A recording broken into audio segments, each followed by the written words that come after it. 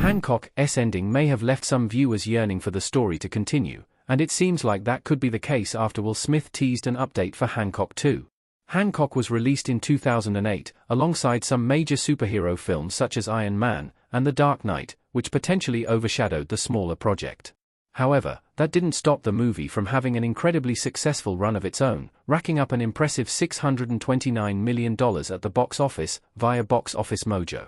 However, while all three films left the door open for more stories to be told, and Iron Man launched the most expansive franchise in film history, Hancock's story has yet to be continued after more than 17 years later.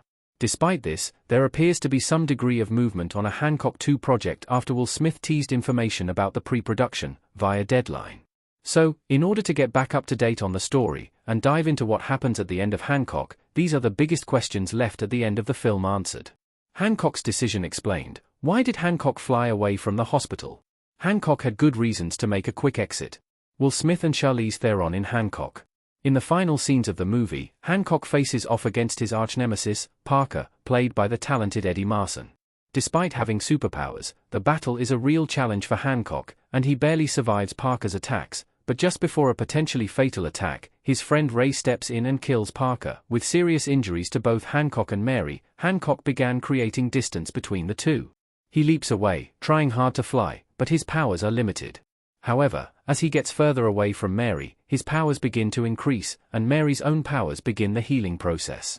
Hancock literally ran away to save Mary's life, and ensure that she would be able to have a future with Ray. Why Hancock puts the suit back on. Hancock embraces his status as a hero. Will Smith as Hancock in a leather suit in Hancock, 2008. Hancock struggled to embrace his responsibilities as a hero throughout the film. While he recognized he could do a lot to stop crime and help those in need, his anger at the world, and lack of any memories before waking up alone in a hospital 80 years earlier made him a less than stellar superhero. He spent most of his time drinking, and recklessly saving people with no regard for other damage he caused. However, Ray's whole object of working with Hancock was an effort to help him increase his rapport with the public, and actually become a hero people loved and adored. Through their friendship, Hancock began to have hope, he began to love the city of Los Angeles, and he believed in himself. As a result, he was willing to wear the supersuit, and embrace his newfound purpose as a hero. Why Hancock and Mary go their separate ways. Hancock and Mary were soulmates for 3,000 years. The complicated relationship between John Hancock and Mary Embry, the wife of his new friend Ray, actually went back a long time. 3,000 years to be precise.